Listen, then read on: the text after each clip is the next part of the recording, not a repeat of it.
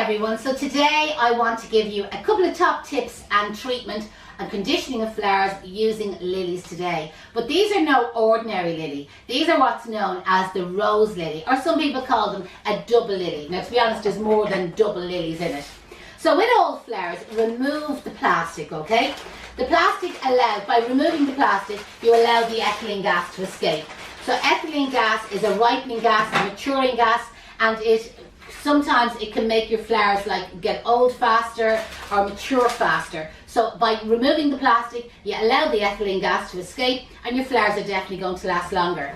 The next thing is remove any elastics or strings or any tie strings that's around your stems that will definitely restrict the water going up your stem.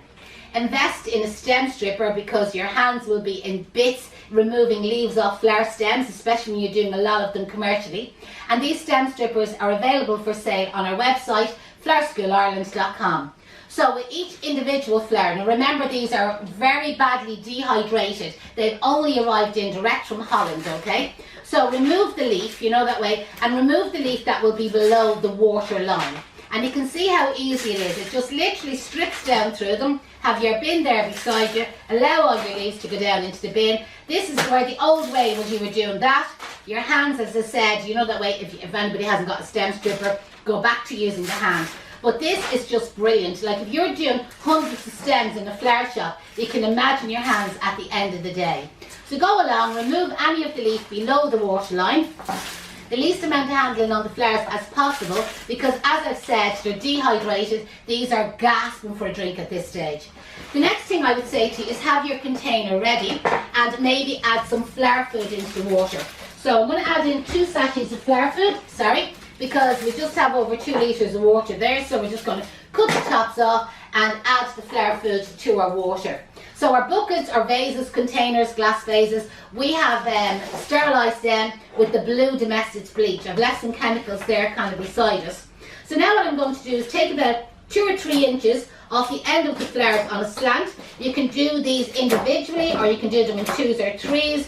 But as I said, the least amount of handling as possible. By cutting on a 45-degree angle, you open up a bigger hole than if you cut straight across.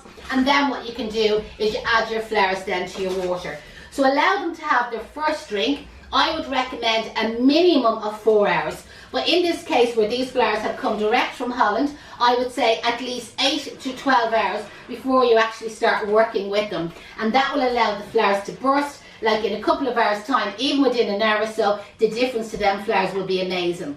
With the rose lily, they're a much longer lasting flower to your normal lilies. You could definitely get between 4 to 5 days extra in the longevity of them. The other unusual thing about them is there's no pollen on them. So you know the way sometimes the pollen on the lily can be a little bit of a curse, remembering to remove it. So there's no pollen on these lilies. These are amazing for flower arranging, for church flower arrangements, for contemporary styles, or even just for a bunch of flowers, just for your own enjoyment.